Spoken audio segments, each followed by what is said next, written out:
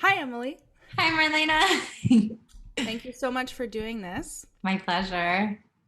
I'm honored and I'm so happy to catch up with you a little bit. Yeah, likewise. I usually do a little introduction before the episode begins, but I also want to give you a chance to introduce yourself the way you want to. Yeah, okay. I'm Emily. Um, I yeah, that's my introduction. I don't know. I played on a soccer team with your little brother when I was a kid, Wait, Augustina. Wait, I wait, never told what? you that. I thought that was I thought that was like you knew that the whole time because obviously like when I dated Jesse in high school, that's when we became friends. But Yeah. I was on a soccer team in like the Beaches House League, like with Augustino. Whoa. And I just remember that so specifically that he was like your brother. And then I met you and I was like, oh, you're like Augustino's That's sister. so funny. You Yeah. know what? You must have told me that back in the day, but Yeah, I I just think forgot. yeah, it's funny, but yeah, so that's the origin of our Yeah, paths well, crossing, and then met so many other things. Like there was like the Rosedale thing when I dated Jesse for a bit, and then the Ottawa thing when I was like there hanging out with, and then yeah, um, did you date Silas? yes. Yeah, so he was like Oh, yeah, my you know. best friend's roommate, but she's Wow, like yeah. not musical at all. So there was like that weird connection. And that was in Ottawa. So that was like Right, even more right, right, random. right, right, right. It's many Yeah, like, so also yeah. another cool thing about me and Emily's relationship is I was present for your very first jam session. What? Were you really? Yes. I don't know if you remember this, but shout out to Bennett Sobel because Wow. Bennett used to host the sickest, like basement jams. Yeah.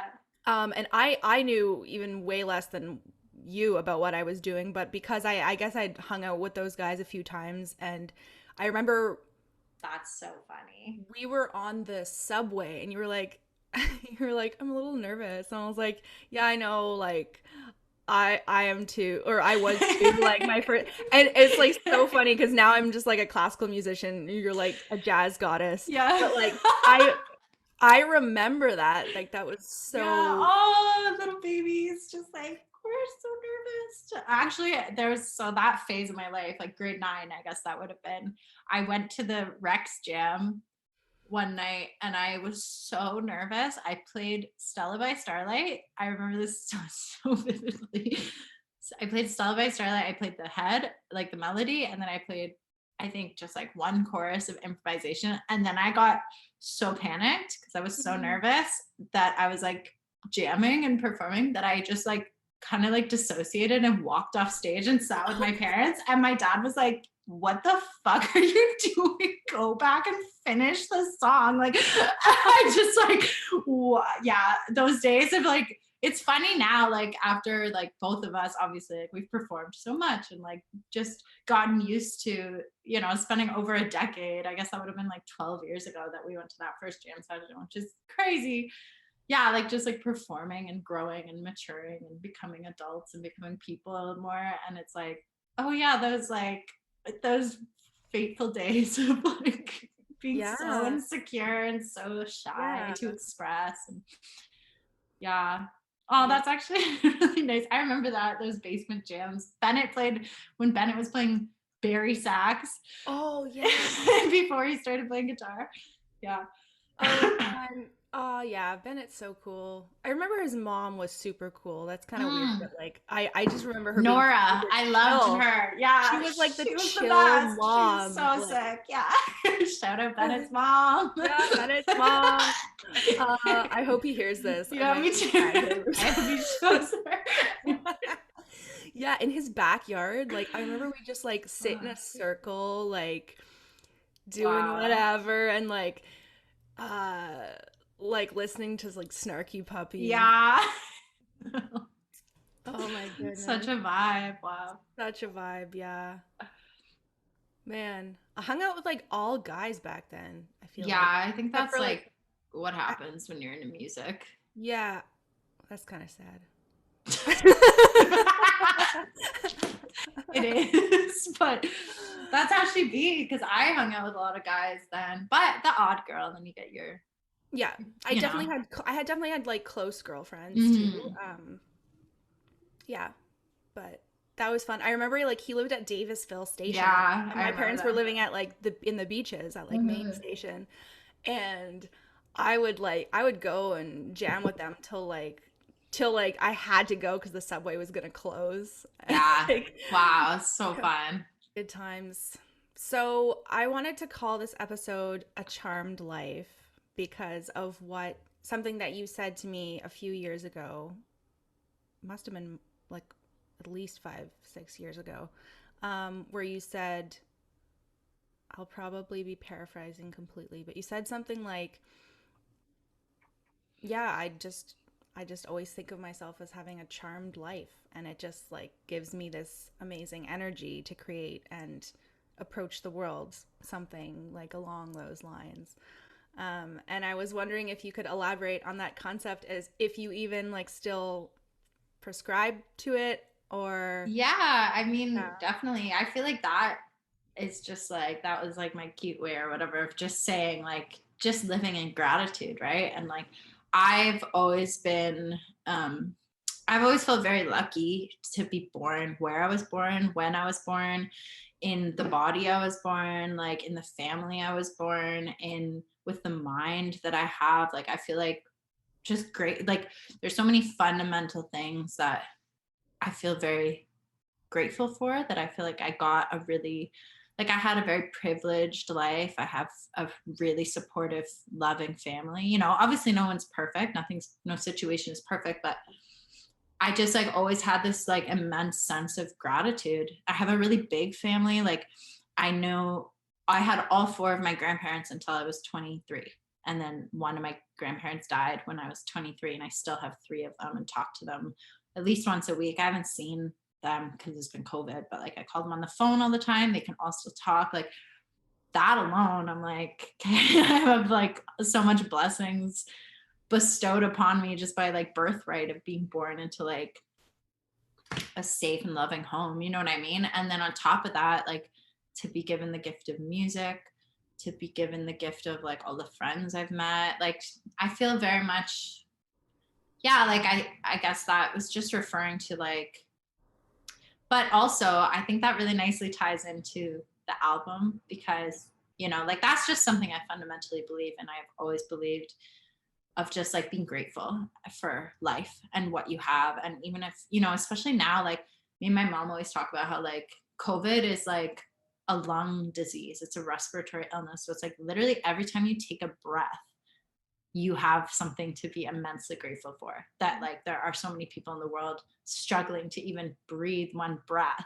And it's like, you can just breathe one breath, like, wow, like that's a gift, you know. It feels amazing. It feels amazing to breathe, like when you really sit and think about it and feel it, and like let the oxygen fill your body, and like it's like a euphoric feeling if you let it be. Mm-hmm. And I think just like living the charmed life is like to live with that kind of, yeah, just like you know. And I think there's a big stigma around like positivity, because it's been kind of co-opted by like wellness culture and commodified a little bit in like this like false hyper positivity, or like hyper, or like false spirituality kind of. But positive thinking and positive framing of everything, I think, is really important. So it's like, I say live a charmed life because also like things always seem to work out for me.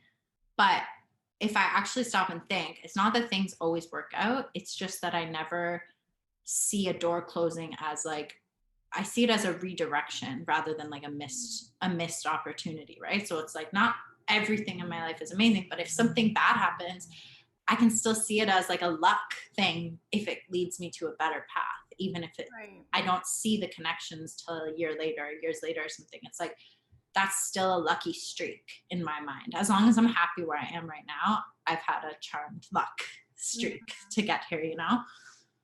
I want to tell the story about the album, and Yes. this will basically just sum that up. Like, I'll try to tie it into like just like that theme of like magic and synchronicities, because that's really what this album is about. But I guess the story begins.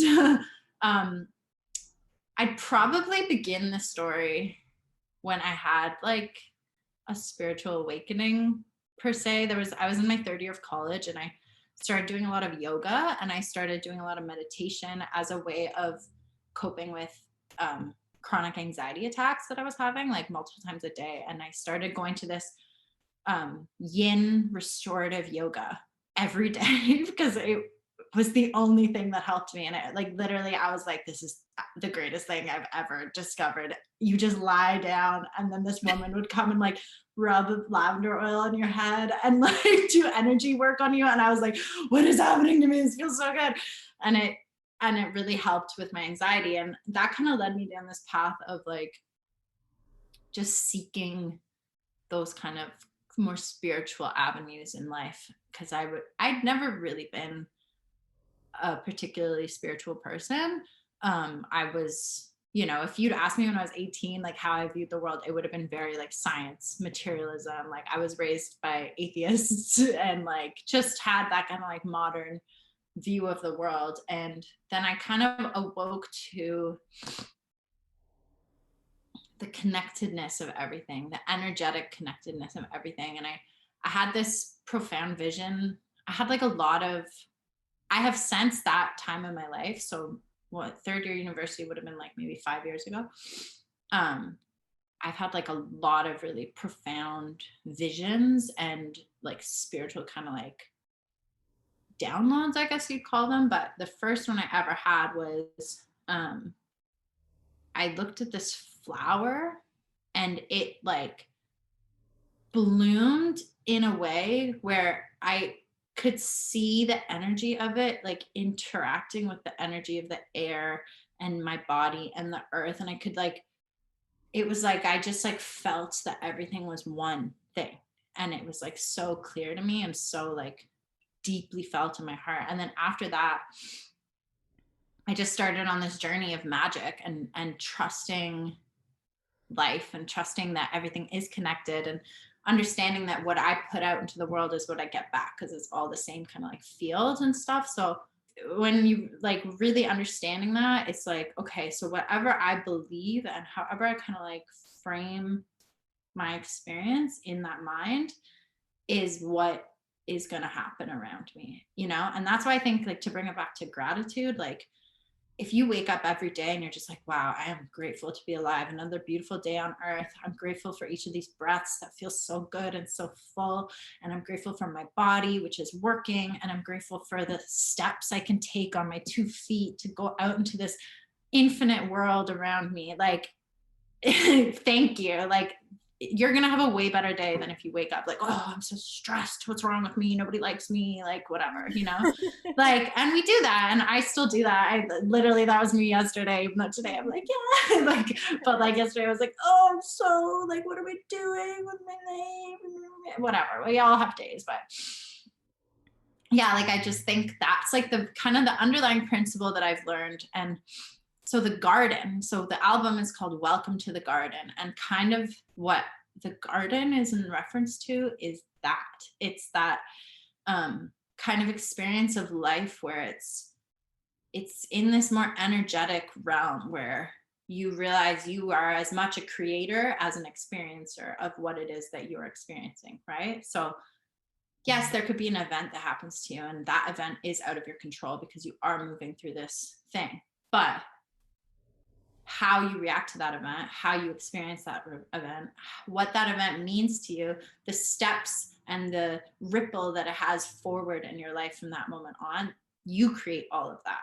So yeah, I was living with my ex-boyfriend in a house, and I was like doing yoga every day. I was meditating for like 3 hours a day. I was like, I took this like workshop with this guru from India and like learned all these breathing and like chanting, and like was doing all this meditation. I was waking up at like 6 a.m. every day, listening to Alice Coltrane, like first thing in the morning, like just really getting into this zone. And that summer, I swear, like more than any other moment in my life, as I started to shine more, as I started to become more confident in myself, believe in myself, the world around me opened.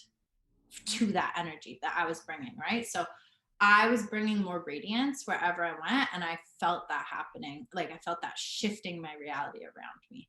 And so now to get to the charmedness of it all. So I toured with, I did a random blind audition because this woman that I used to work for got word that a major pop artist was looking for, I didn't even know who it was looking for girls, young women who could sing backups, but also play an instrument.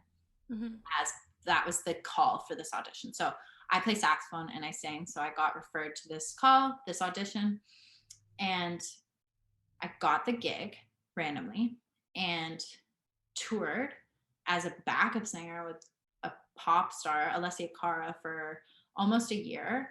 And it was really eye-opening in a lot of ways, but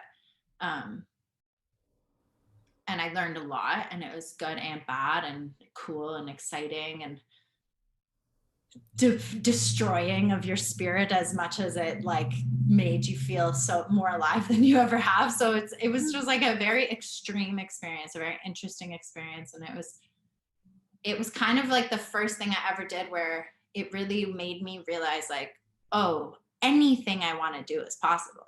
There's literally no limit. Like this is where I got, and I barely even tried to get here. Like imagine if I was hungry for this. Imagine if I was putting in that like energy every single day towards this goal. But I kind of realized that wasn't really my goal, and that my goal was more to be a leader and to write songs. And my parents are both songwriters. Like I've always performed. And so while I was touring, I was also kind of developing like in my downtime this new show where I was singing and playing saxophone and writing my own songs, which I had never done before. I was strictly like a jazz saxophone player all through college.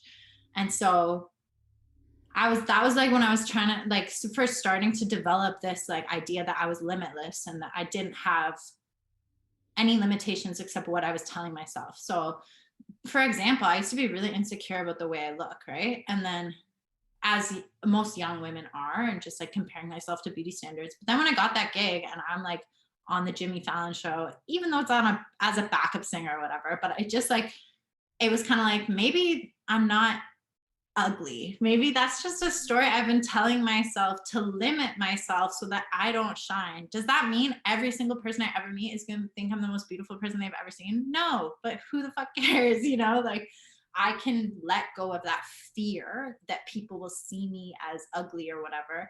And I can just shine as beautifully as I can. And then the world will treat me like I'm a beautiful person. You know what I mean? Because, you know, that's just how I'm acting and and the world just responds to what you put out, right? Like everybody is beautiful if they're in their radiance and if they're shining and confident, right? So that's like an example of something that just kind of clicked. Anyway, so I came home from this tour. I'd saved up $3,000 and decided I quit the tour because I realized it wasn't the lifestyle for me. Like with a major label, like if you know me now, you know I'm like such a punk, such a hippie. Like I'm not into consumerism. I'm not into capitalism. I'm not into the commodification of music and the gatekeeping structures of like major labels in the record industry and stuff. Like it's not really my scene. And I learned that by being in it.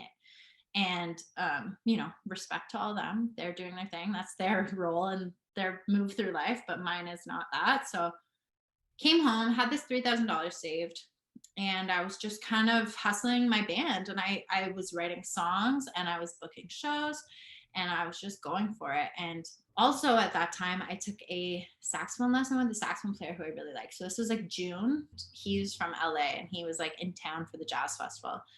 And he was like, David Binney is his name. I was a huge fan of his when I was in high school. Still am a big fan, like obsessed. And I saw he was playing at the jazz festival. So I hit him up. I was like, hey, do you do saxophone lessons? Could I take a lesson while you're in town? I'm a huge fan.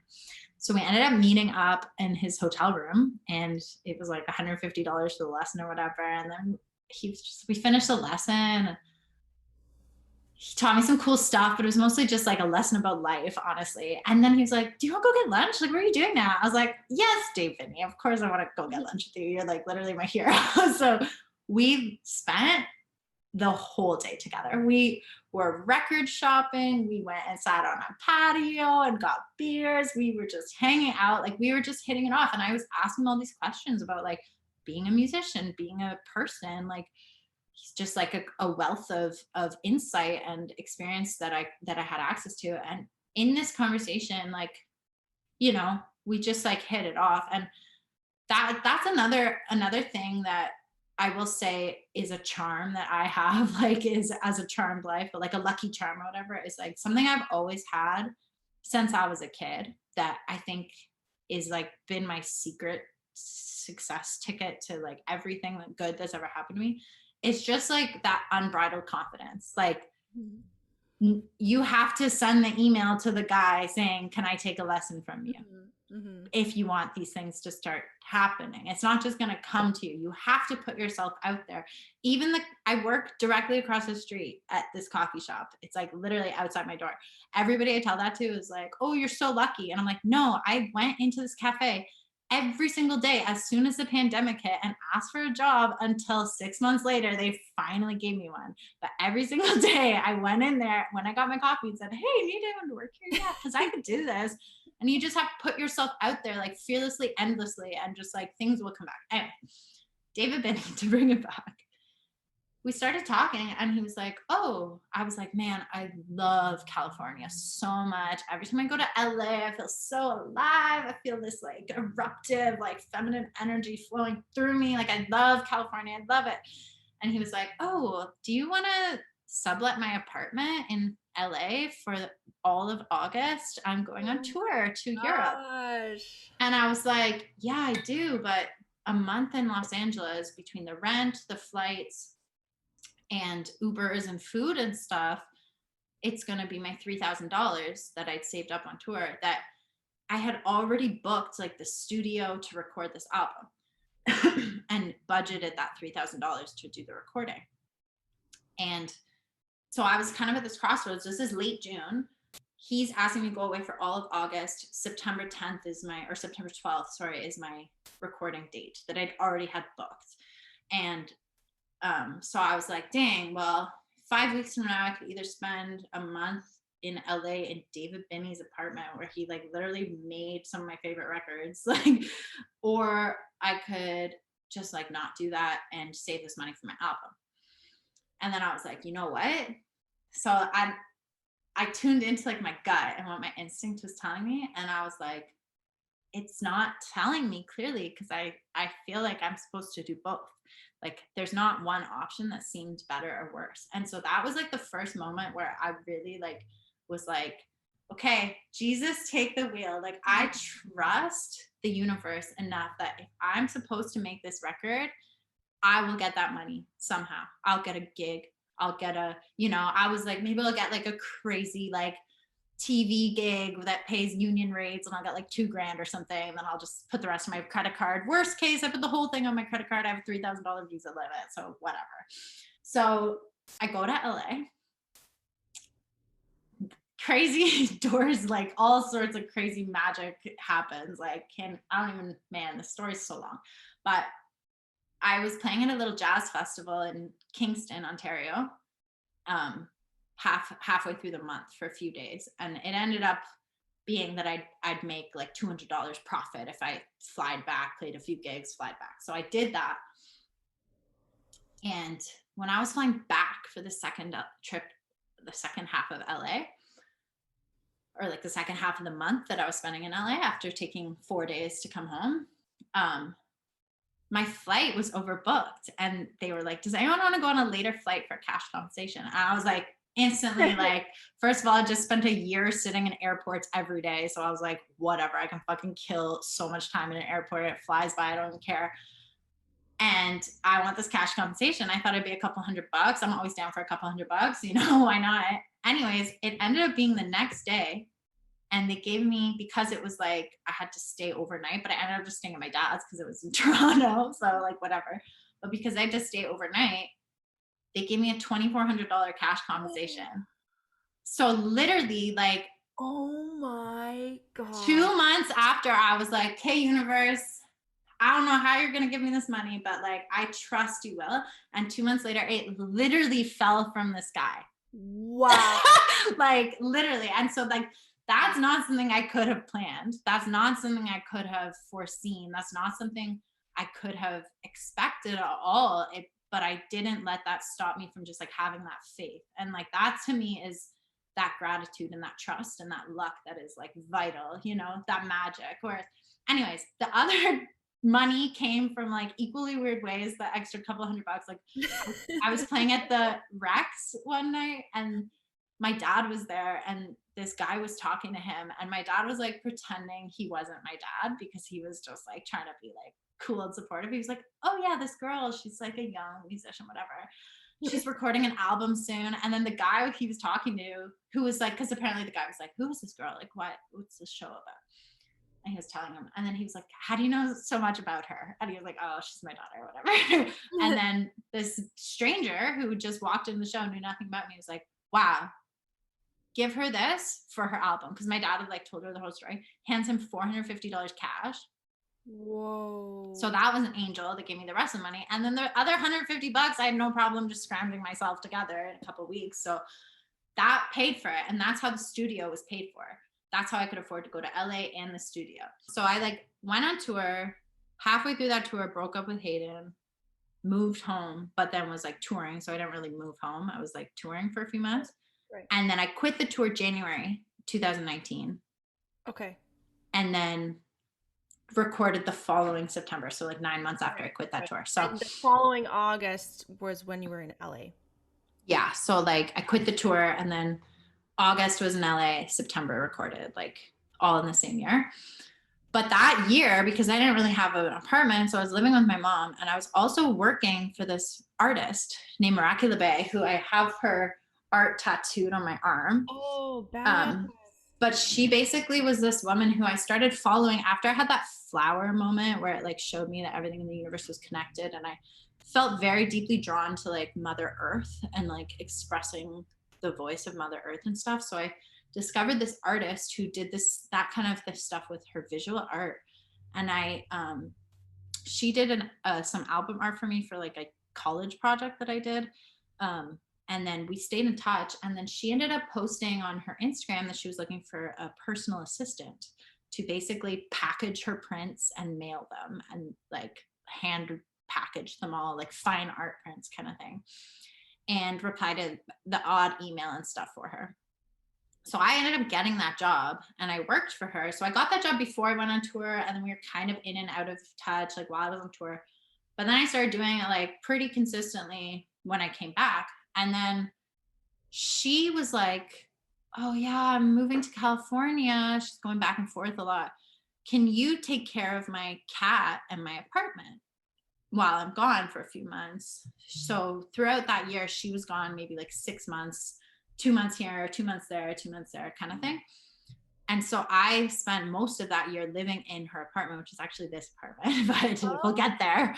I living in her apartment, taking care of this cat who was like a black cat. I literally was like, am I learning to become a witch right now? Like, what is happening? Like, this is my familiar who I'm like befriending. She was like really nervous of me at first, but then we like really got vibes for each other. Am I a witch? Yeah, I was like, is this where I like discover that I'm a witch? Because like I just got bestowed the responsibility of like taking care of this black cat for this like magical artist witch woman that I like happened to like work for, but mostly I was just like, give me your wisdom, give me your, you know what I mean? Like she was like a mentor kind of, just to see her being an artist, doing something I wanted to do, like expressing Mother Earth. Like this woman was so incredible, like everything down to like the soap in her bathroom, down to like everything reflected her manifesto, reflected like what she believed in, reflected what she was expressing and creating with her art, you know? She really was a true example to me of like living what it is that your purpose is. You know what I mean? Mm-hmm. So when I was in LA, I met this guy, Ben, and we just jammed. We met through a mutual friend. We jammed a bit. He had this like cool studio in this like big warehouse. Like he was just this cool hippie, like audio engineer dude. We like smoked a joint. We made some music. Like we're just jamming. And then he was like, oh, I'd love to like mix your album. because I was telling him about right when I get home, I'm going to mix my album. And I had just gotten $2,400 from Air Canada. I was like telling him this whole story. And he's like, oh, who's mixing your album? I would love to mix it. And I was like, oh, like what kind of stuff have you mixed before? And he was like, oh, I mixed like The Epic by Kamasi Washington and like just like all these fucked albums that like I knew and was a fan of. So I was like, okay, yeah, you can definitely mix my album. Would be happy to.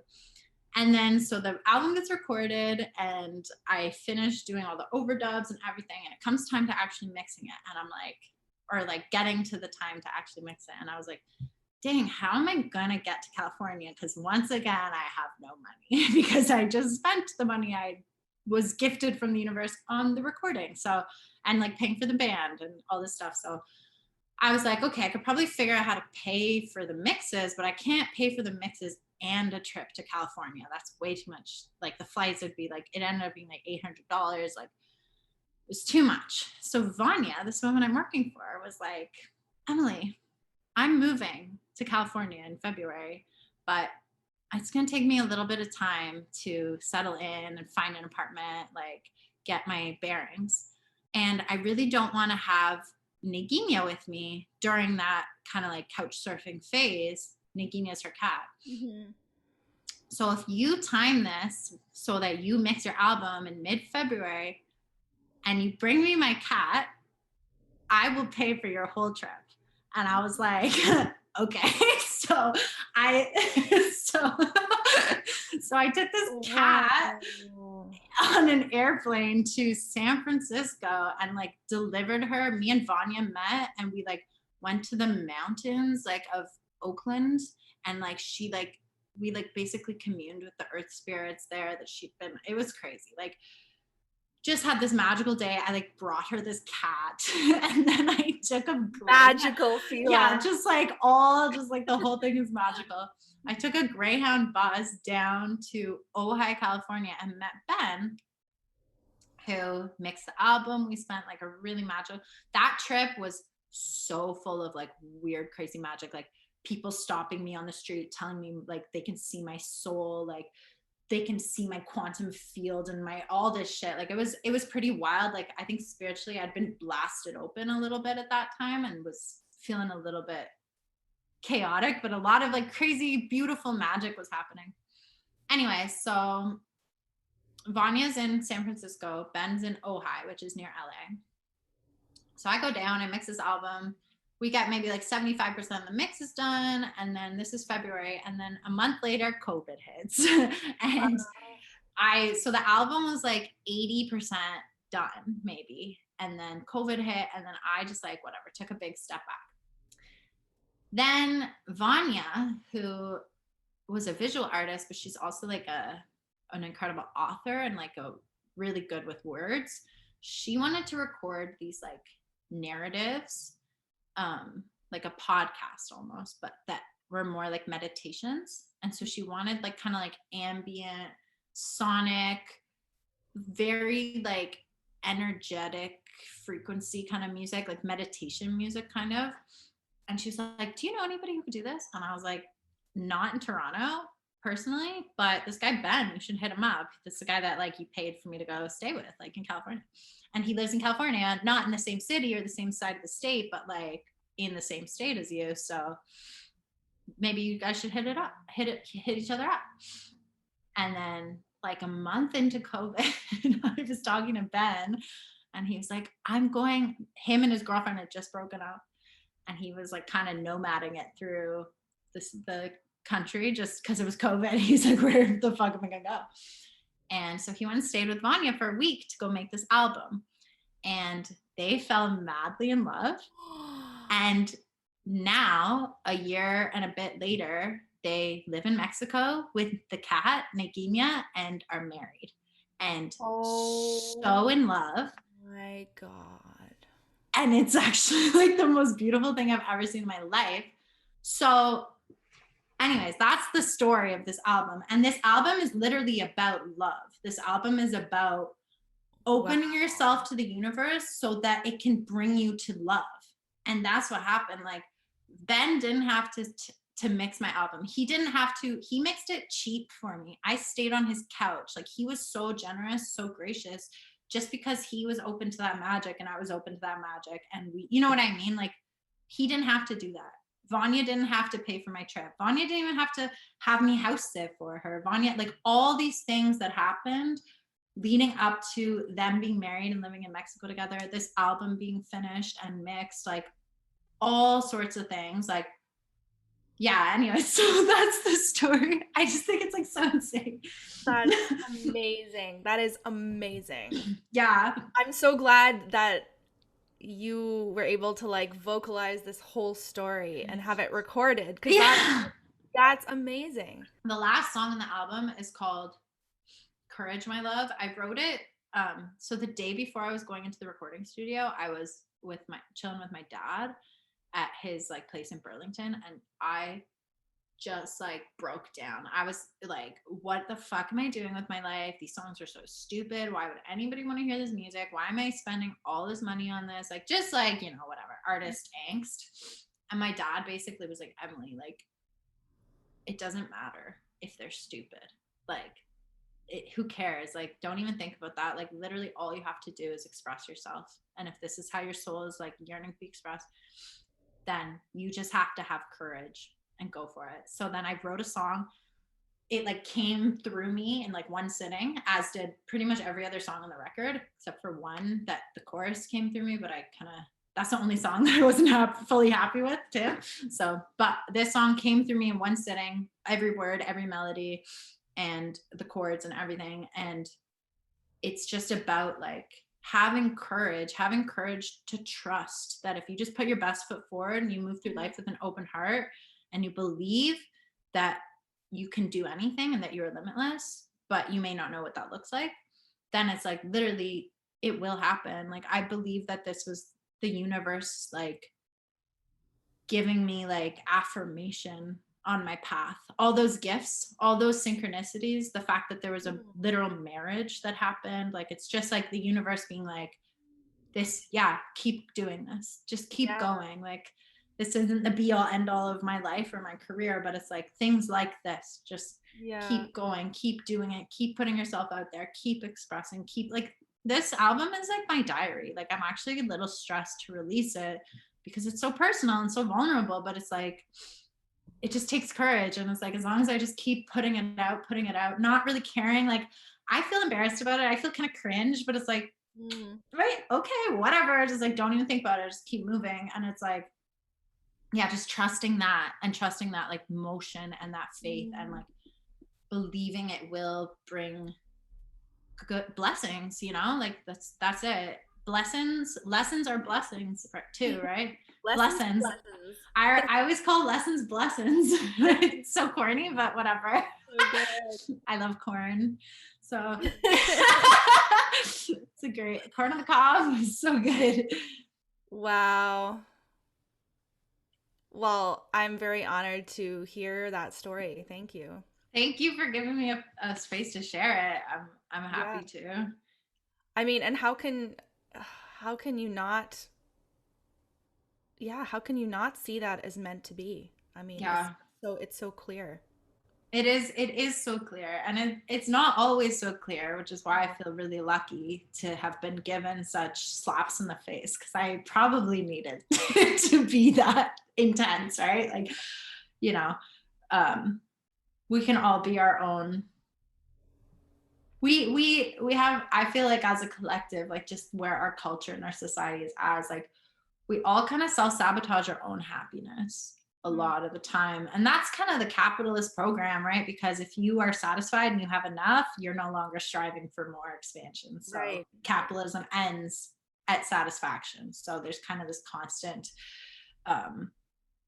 lack of satisfaction. But yeah, I think this was one of those moments where I was like, no, okay, Emily, this is it. Like, this is what life is about. Like this, and even the fact that I got to go on that adventure. Like, when I was a kid, I used to lie on my bed and listen to Going to California by Led Zeppelin on vinyl, and like literally lie there and fantasize about just having a free-spirited, hippy-dippy adventure to California, and there I am with this cat and my saxophone, fucking going around California, taking a bus, driving through the mountains. This cool mix engineer who's like mixing my album, to this witch woman who's teaching me about the mountains. Like, just life. That's life. That's an adventure, right? Like, So what do you think? What do you think was it that made you sort of spiritually open that way? Can you um, trace kind of what elements in your life were caused you to sort of open yourself up to all of these forces?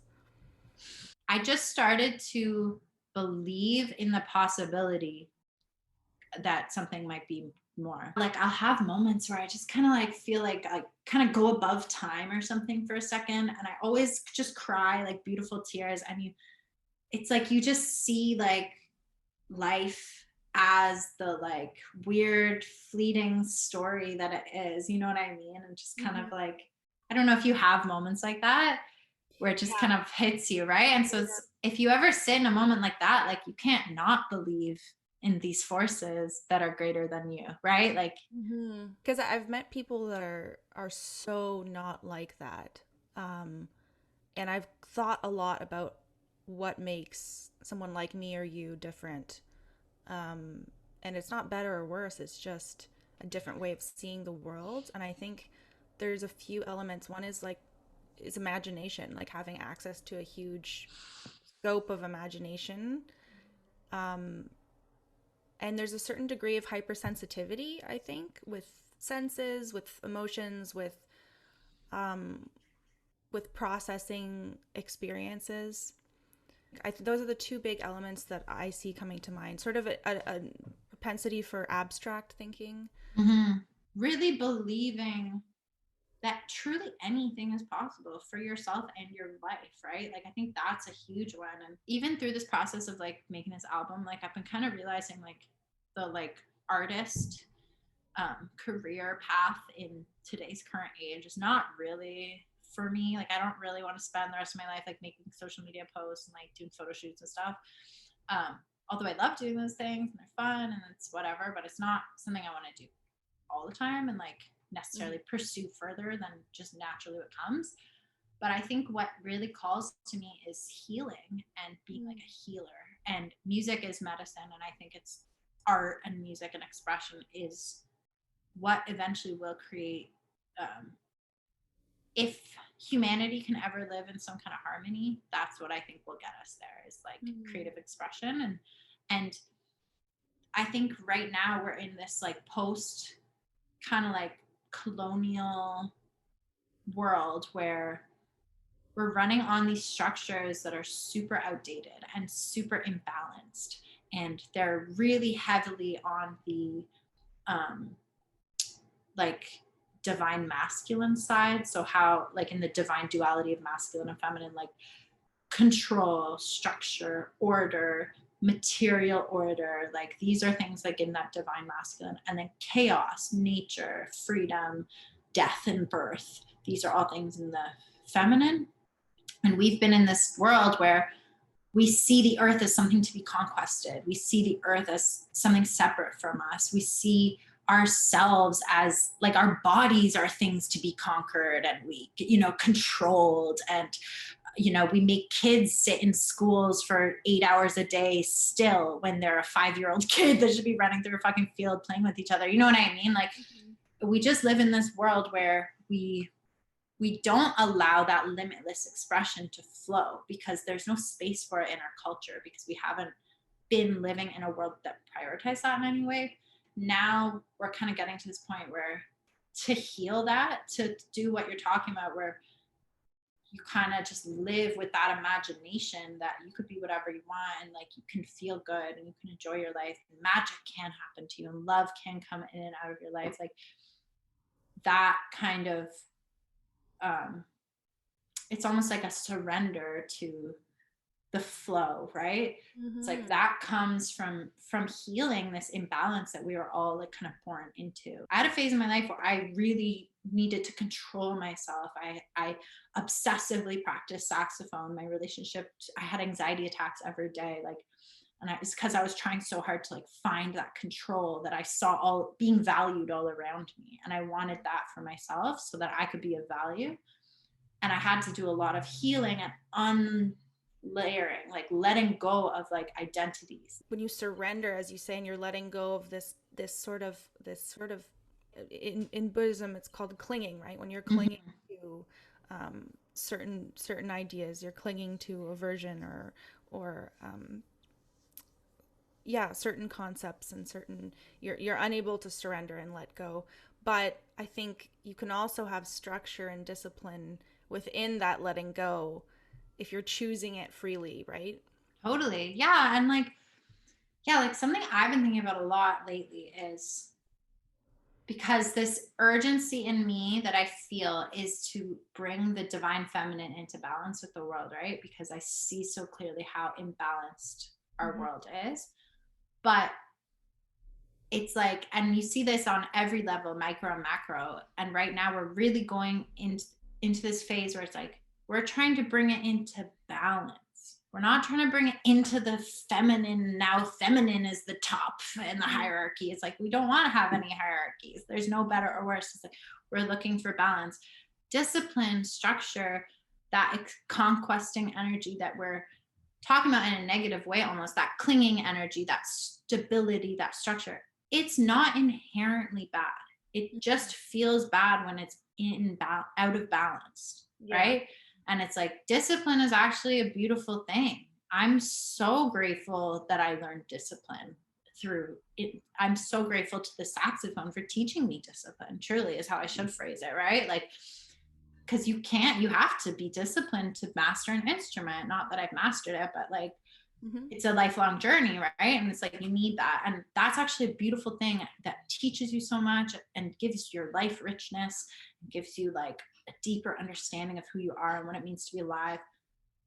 That is not inherently bad, Mm-hmm. but it needs to be in balance Totally.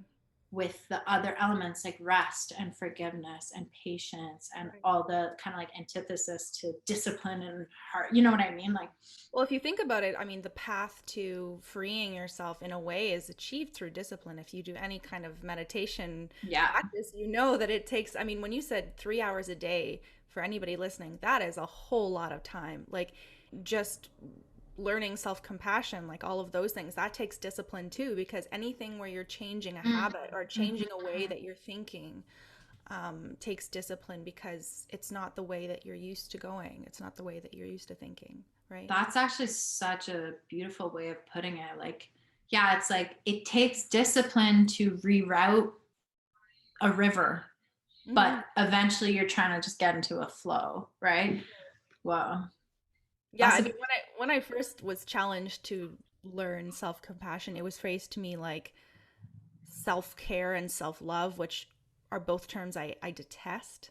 yeah, because they've been like just so Yeah, commodified they've and been so commodified, overused, and yeah, warped in every sense, and the term self-compassion was a lot more accurate, and it yeah, was a lot more totally. like approachable because it's like, okay, I'm trying to cultivate compassion for all living things, so that should include myself. Totally. So, but it did take that initial discipline to be like, wait a second, you could approach this from this lens of self-compassion. Yeah, like the journey to self-love, like I can say that I love myself now. I couldn't have said that a couple of years ago.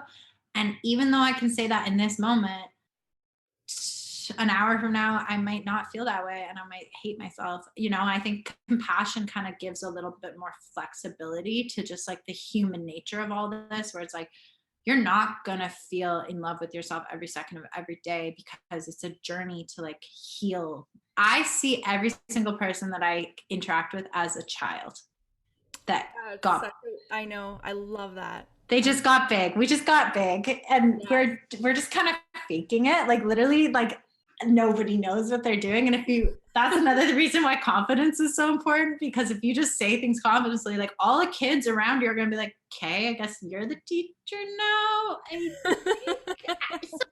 Tell me where to go. Cause you know what I mean? Like, and everybody just is a kid that wants to be cool and have everyone like them, and you know what I mean? And it's like, And sometimes we have tantrums. oh yeah, like we have tantrums a lot, and because we're all wounded because the world is fucked up and out of balance, and we're trying to just like be these like bodies of love and light, and we can't because we're afraid and we're so traumatized by things and stunted and hurt. And it's like, yeah, like moving into that kind of like way of seeing humanity, it's like everybody deserves compassion. Like everybody, nobody got like a guidebook to life. Mm-hmm. Yeah, that's the world for you. Yeah. Oh, Yeah. wow. And we all come from the same place and we're all going to the same place. Yeah. Mm-hmm. Yeah, that's the world for you. Yeah. Oh, Yeah. wow. And we all come from the same place and we're all going to the same place. Yeah.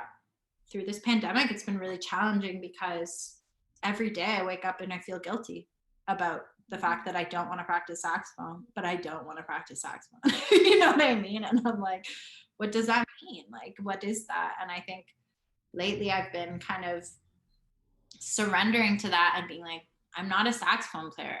I'm a girl who plays saxophone as one of the many facets in her life, but I'm kind of starting over. So how do you deal with that guilt? Because I'm definitely no stranger to that. Like the daily, if I don't practice, it feels like this like weight. What I've really been asking myself throughout this pandemic is, why don't I want to practice saxophone? Mm. There was a time in my life where I woke up in the morning and I literally jumped out of bed because I couldn't wait to get the saxophone in my hands. You know what I mean? Like, Mm. and I don't want to do that now. And so I'm like, why? What happened? What's changed in my relationship to this instrument? Oh, I have a lot of like PTSD from school, and I have a lot of like, you know, like all this shit that's like getting in my way of this like channel now. And yeah, like I think seeing that as part of the practice almost, where it's like, if I journal about that for 2 hours and make some kind of headway in my relationship to this instrument, like that's practicing. This is a lifelong partnership, me and this instrument, this divination tool basically. And what I used to love about practicing saxophone is every day you go to the room and the saxophone is the same every day. Mm. And the long tones that I would start with were the same every day, but every day they would feel drastically different. And it was just like kind of like a constant that kept the motions and the waves of who I am like in check in a way. And I feel like this is a phase of that practice where I'm being held against this constant that is my saxophone, and I'm comparing myself to that. And that's what that guilt is. It's like looking at the saxophone that's like, oh, I used to practice that every day, but I'm not. And that constant is not being fulfilled. So, but all it is mirroring myself and my own like malleability back to myself. And that's all it ever was. Right. And so it's like, okay, if I'm not consistent, if I'm not practicing, if I'm not like feeling the energy and feeling the motivation to work on this every day, like part of the practice and part of what this instrument is teaching me and part of like the lessons of mastering this instrument is discovering and analyzing and digging into like where that anxiety is coming from and what it's stemming from and what's blocking you and how it's impeding your relationship to just being a channel for music and being a channel for like something bigger than yourself, right? And it's like that's as valuable a part of the practice and something that the saxophone is teaching me through practice, even if the practice is not practicing. Yeah, well, we're out of school and we're navigating our way through the Yeah. world. Yeah. I think we're Uh, doing good jobs. I think we're doing a good job so far. Good job, Emily. Good job, Marlena. You're killing it. This is great. Well, thank you so much for Oh, chatting with me. thank you. Wow. I really appreciate talking to you. Yeah, I really appreciate you like putting this and creating this, putting this together and asking me to be a part of it. And Of I'm course. yeah, really honored to have this conversation with you. You too. Hopefully Yeah. we can see each other in person sooner rather than later. Yeah. Yeah. Sweet. Oh.